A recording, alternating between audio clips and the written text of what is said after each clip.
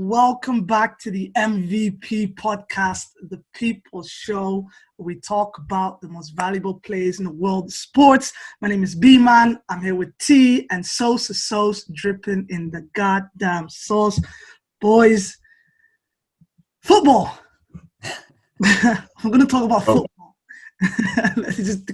I assume we were talking about a specific team in football, but we're just talking about. We'll just talk football. Okay. Yeah. Anyway, let's talk Champions League football first, because the second round of games of the group stages have gone by. And is it me, or has it just kind of been bland? I think the only game I really looked forward to was Juventus Barcelona, and that kind of flopped because Ronaldo couldn't make it. What do you guys make of the Champions League so far? I'm with you, man. There are no more games that just jump off the page at me. It's like, I thought Barcelona Juventus might be one, but obviously, like when Ronaldo was out, I kind of lost the feeling for that game, and you could tell Juventus, they've kind of slipped off for some reason. But the games just don't seem that exciting. Like I look at the fixtures. Usually, when Champions League comes out, you see the group stages. There are at least 2 or 3 games that you can watch, and a few of them clash, and you think, "Oh, I wish I could watch that game and that game." And you kind of flip between 1 or 2 games. I never did that once this week. And it's like, some of the teams in there are like Europa League-ish. That's what I would say. Midgetland, that one. Midgetland. Chelsea were playing Crash the Car. What are these teams, man? Crash the Car. I don't respect these teams, man. Oh, man. Listen, I get where you're coming from, because I feel invested in my own team. I feel less invested with these other teams. Like, even though they're giants, Barcelona's, Juventus's, I can't, like, maybe the fans have something to do with it. The fact that there's very little atmosphere in the games. But having said that, when we look at Premier League games, for me, Premier League games they feel like there's a lot more excitement to them. Maybe it's because I know that there's more dramatics, and I know the league inside out. Whereas obviously with other teams across Europe, I'm not too dug in with the teams, or at least like the smaller teams like Midgetland and Crash the Car. Say it as it is, man. The level of competition, you're right. It's not extremely like high as prestigious Champions League football you expect it to be, but it's like, why am I getting more excited about Leeds versus Aston Villa? Like tell me, why does that make me more excited? I don't understand this. Wait. Did you just say that you got excited for Leeds against Aston Villa? Did you not watch that game? Yeah, but don't tell me you were excited before the game. I wasn't. The form that Aston Villa were in, the fact that they were unbeaten up until that game, the form that Leeds United were in, the fact that Leeds United were actually playing football, that game was like, you know what? It's worth a watch. But I think you stretched that a little bit too far. I still think the Champions League is better than that. It's still better than that. It's only because I've got more invested in those teams, because they're competition for my club. Mm-hmm. But I can't get invested with the rest of it. I think for the most part, I feel like we've had constant barrage of football anyway. I don't feel like we've had any break from the moment that all of it restarted for the whole. But I think, it's been poor. Do you know what? I think it's more so to do with the quality of play more than anything. I don't think there are that many very, very, very good teams anymore. I mean, if Man United, and as a Man United fan, based on their history, they're a great team. But are they a great team right now? No. So even although we're laughing at the Michelins and the whatever, if we're being really honest, this even some of those higher tier teams aren't really Champions League quality teams from like the early 2010s or the 2000s period. Chelsea are in a transition period. Man United are in a transition period. Man City are struggling. Liverpool got injury problems. So even from like a UK standpoint for us, because let's be honest, we mostly focus on the UK teams.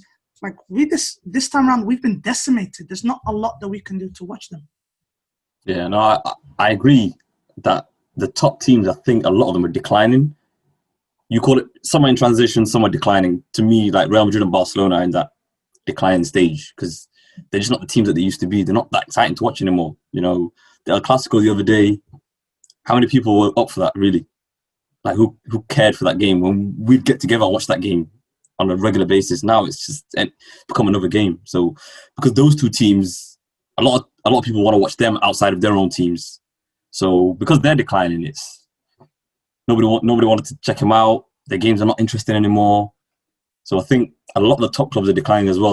Obviously, the English clubs have got the problems that you said, and now it just seems like, other than Bayern Munich, what other teams are at that top level at the moment? I think I'd at least put PSG in there somewhere. They might not be at that level. They're not at the level, but I still think that they're a quality team. Although the argument can be made, are they better this year than they were last year? And the answer is probably no, right? No.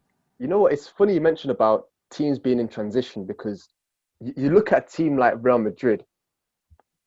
If I'm being honest, I don't see them in transition. It is more of a decline, because when you think of transition, you think, okay, they're bringing you guys in, but they've still got a lot of the old guard there.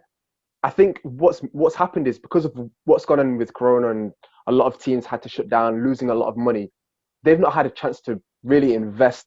And most of the teams across Europe have not really had the chance to really invest in their team, actually to build up, because a team like Real Madrid doesn't rebuild. They just add. They just keep adding to it.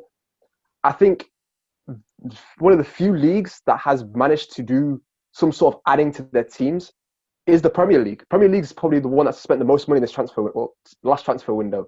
And it shows that, they've got a lot of players to rotate. Whereas other leagues, I don't know if it's just me, but I feel like the fact that there's been fewer transfers, or big transfers, should I say, throughout Europe has affected the rest of the leagues.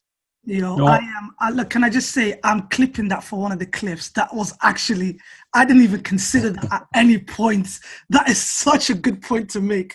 You're right, there hasn't been that many transfers. The teams haven't really been able to recoup a lot of things that they've lost. We saw stupid transfers like Pjanic and Arthur. Like, that doesn't make sense to me. We saw failed transfers of Ousmane Dembele trying to get loaned out. Like, we saw Suarez go off free. Like, the whole transfer window that happened especially for La Liga, is kind of a bit weird, man. It's just weird. I agree with you, B-man, that there's too many games, and obviously the level of play is gonna drop because fatigue sets in.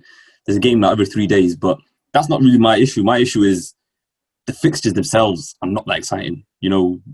This is Champions League, expecting two good teams, heavyweights, to play each other, or at least a superstar team with a relatively good team that can challenge them. I just don't think we're getting that. Like, I look at the fixtures now. Out of the 8 games on one Champions League night, I can pick maybe 1. Another 7 are trash. So that's the issue, and it's weeks like these, the Champions League, when you see these games, is why they want to do a European Super League. That's why they want to get the big teams together, and I'll be all for that. I'm not gonna lie. I was all for it for a super team, although it'll never happen. I'm not for it, because once you had those big blockbuster weekend fixtures, and then to be fed it again and again and again after a while, the expectation is going to be building, and then I feel like it's just going to fail on delivering. Like, having a Super League, it's a novelty. Once it wears off, it's like these guys are traveling here and there, and they're not getting the proper treatment, from rest and recovery from actually going home. It's just going to be, in my eyes, it's just going to be a big failure. The Champions League is perfect how it is. You have to remember about the Super Club is it's still just a league, so all the teams only play each other twice. And I can remember a year where we had, I think, 4 different El Clasicos. I think there might have even been 5, because there was the finals was. Everyone watched all of them. We never got tired of the El Clasicos back in the days. So are you telling me that you would get tired from watching Chelsea play Juventus, followed by Dortmund, followed by PSG, followed by AS Roma? Do you get my drift? No, it wouldn't be tiring, but what I'm saying is that the excitement for it will wear off to a point where, we're playing Juventus next week. Okay, let's see how the team's going to set up. It's not going to have to, the whole point of Champions League is that you get these big fixtures few and far between until you get to the knockout stages, where you might get a small team and a big team, until you get to the semis and final. Then you see the actual names you want to see. But if you have that right at the beginning, in September, you got say you got a team like Bayern Munich playing a team like PSG right at the beginning. That's supposed to be the cup final matchup, but they're playing so early on, and then you've got and if they get knocked out, or if they're not doing good, and you have to deal with Leipzig versus Borussia Mönchengladbach or something like that. Like that's what I'm talking about. Like you want it to be spaced out. You want there to be an anticipation build up so you get to these knockout stages where you see big teams actually make it through. I compare the way I see it. Every single year we look forward to knockout stages of the Champions League, and we never get tired of it. So we get to the group stages and we're like, oh, I can't wait for the groups to finish so we can get to the knockouts. And the knockouts, more often than not, we see a lot of the same teams playing each other every year, and we don't get tired of it. So I compare it to like the NBA regular season. You get through a long regular season and you're looking forward to the playoffs. And the quality of the playoffs is so good, and they get back to Sacramento the next season. Talk about Sacramento one more time, yeah? I'm going to put my hand through this phone and slap you, bro. Don't talk about it. I've seen That's what it is. Screenshots of the group chat. Don't disrespect my kings like that, man. Don't disrespect kings. Am I wrong? You better sit back. You better sit back. You ain't ready for the smoke, man. Let's not talk basketball. Do you know, can I also add, before we move on to the next topic, right? I think the fact that a lot of teams finished their season so early last year, I think that also led to a lot of weaker teams. And do you know what? Like teams like, Midtjylland, and we keep mentioning Midtjylland. This is just the first thing that keeps popping in my mind, right? Is that some of those teams haven't played since like the start of, only came back once the season actually started, like a month ago or so, or even 2 months actually. Yeah, the German league finished in like June? Yeah, but that's the bigger leagues I'm talking about. And the Dutch league just ended their season in April, didn't they? So like a lot of these. France ended their season early. They cancelled everything and they kept it the way that is. So perhaps maybe the lack of quality comes from the fact that a lot of these teams hadn't played football for so long.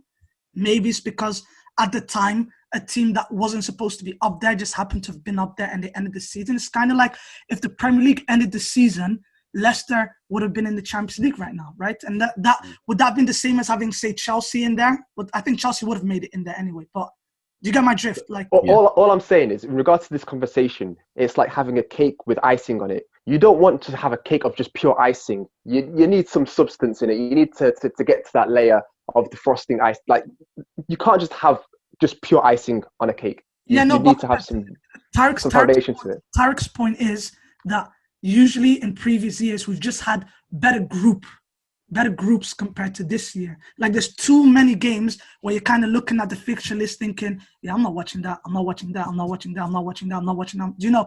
But usually like every day, every Tuesday, every Wednesday, there was at least one game that you were like, yeah, do you know what? That could be kind of big, maybe a Dortmund Ajax or something could come from it. But I don't think that's been the case so far. But let's look forward to the weekend, right? We've got a blockbuster, if you want to call it that, in the Premier League between Arsenal and Man United, who are both vying for that title of we believe we are amazing. We believe we are amazing, but we're really not. But whoever wins this is going to have... You guys are battling for Banter FC, man. Don't talk to me about that. It really is Banter FC, man. But T, what is it that you make of that game? How do you see it going? That's the thing, man. That game is just not what it used to be. That was the game. Back in the days, in the Wenger and Ferguson days, the rivalry between those two was so big because they were at the top. Those games were so heated. Keane, Vieira, on the pitch, off the pitch, the battles that they used to go through. And like over the years, that game has just lost its aura. It's because obviously both teams have, just declined quite a lot since then. Obviously with all the managers moving on, they've had so many changes. And I don't know, I'm not that excited for that game as I used to be. It's just, I still enjoy the banter between Man United and Arsenal fans, but even just as a neutral, that I had no excitement for that game whatsoever. You know what, when you mentioned that, it's like they've gone from Patrick Vieira and Roy Keane to Xhaka and McTominay. That's all I thought about. That is dread. But can I just make a point though? That fixture, that drama, that hype was always going to die out anyway. Rivalries don't exist anymore. Money killed the root of football. Do you know that love of football? Because you don't have, in all the big teams now, you don't have a lot of homegrown players there that really grew up, like properly grew up in the rivalry days of your Arsene Wenger's and your Sir Alex Ferguson. We've got a new breed of youngsters now, so we don't really have anyone to carry over the fight. It's kind of like at the start, like a few weeks ago when Everton played Liverpool. That was such a, like, compared to when Duncan Ferguson and them used to run around, and Tim Cahill, like them brothers used to literally fight each other. Now it's kind of like, yeah, we know it's a rivalry, we share a city, but we're just going to play football the best that we can, and whoever wins, wins. If Liverpool's to lose against Everton, it doesn't really mean anything. It doesn't really mean anything like it did back. I think you're being a bit harsh on the Merseyside derby, because guys in Liverpool will tell you it means a lot. Just them, but even like other fans understood like the impact of that fixture. Everyone in the whole of England understood the impact of Man United Arsenal, or even Arsenal Tottenham. Or do you know what I mean? Like, people outside of the club understood the severity. The only people that will appreciate it are just the fans themselves, and they have to, because at the end of the day, it is their club that's playing. I mean, there needs to be an element of competition, because if there's just a rivalry, but one team's just dominating the whole time, it's not so much of a rivalry, it's just more of a domination through that period. Like, for example, Man United, one of their biggest rivals are Leeds, but they can't really say Leeds is a big rival because Leeds haven't been really relevant that often. Arsenal and Man United, although there's no actual rivalry as in the sense of, like, you know, local or anything like that, it's more of a competitive, like, you know, that's their rivalry. The fact that they competed for trophies, that's their rivalry. The fact that they've not won trophies now has dampened that a bit, but it still means something for the two clubs. Yeah, but there's still something there. All right, go on, T. Yeah, no, I think we need to distinguish a rivalry and a derby. I think the derbies that are local will always have that feeling because of the people in the city. We might not feel that, but Arsenal, Tottenham, Liverpool, Everton, those games will always have those meanings. Like for Arsenal, Man United, it was a rivalry because they were the two top teams consistently for years. And it's not much of a rivalry now because they're not really competing at that top end. They may be competing for top four slightly, but even then, the fans don't really go at each other the way they used to. Obviously, they're still banter, they're still back and forth, but at the end of the day, they both agree that they're not what they used to be. So it's not really much of a rivalry anymore. I think you can add to that that even the players themselves don't really see it as that much of a rivalry because there's not like an insane amount of loyalty towards these teams anyway. I expect them to play at a very high level. At the end of the day, there's some high quality players on the pitch, but I think at the end of the day, do you know what like the chippiness, the pushing, the horrible tackles, the mouthing off at each other, all of that doesn't exist anymore, only because of the fact that a lot of these players are just here to play football. They don't understand the history of, like, fully understand the history of the club. They don't fully understand what it meant for Arsenal fans and what it meant for Man United fans to beat each other. But like you said, T, and so is the fact that they're not up there anymore, that rivalry is not the same. Which begs the question, why has Man City and Liverpool never been an actual rivalry before? They've been dominating. They both hated Man United. They were fans together in hating Man United. It's developed into one. I was going to say that's the modern day Man United Arsenal because they're the top two teams who are going for the title now, and you can see in the games are getting a little bit chippy. It means something. It's like the players go into it with a different mindset. You can tell that we have to win this game. Like even if it's early in the season, if it's October, November, they know they have to put a marker down. So you can tell those games just have that feeling that Arsenal Man United used to back in the days. So it's developing into a rivalry because of where the two teams are at the moment. I think the fan bases, the size of the fan bases matter as well, because if there are two massive fan bases and they're both going at each other, that's fair to say that that's a derby. But the fan base of Man City, although it's growing, it's nowhere near Liverpool. It's nowhere near Man United. So for the fans to say, yeah, it's a derby or it's like a rivalry, it kind of gets overwhelmed with like Liverpool fans saying, what are you talking about? We've obviously they'll run their mouth for the whole, like, you know, Twitter rants that you'll see online, and Man City fans they'll say a couple of things, but it just gets drowned out by Liverpool fans. Same goes with Man United as well. True. Anyway, guys, we're gonna have to put a stop to it there. Guys, it's been nice talking to the both of you. Sosa, do you wanna? Oh yeah, guys, if you like the video, subscribe if you're new, share with your friends. We do appreciate all the support you've given us, mate. Happy birthday, happy 1 year, happy birthday, all that. I think we've done happy birthdays to death now. I think people know we've had a year. Yeah. Anyway, guys, thank you for watching, and we'll be back again soon. Peace.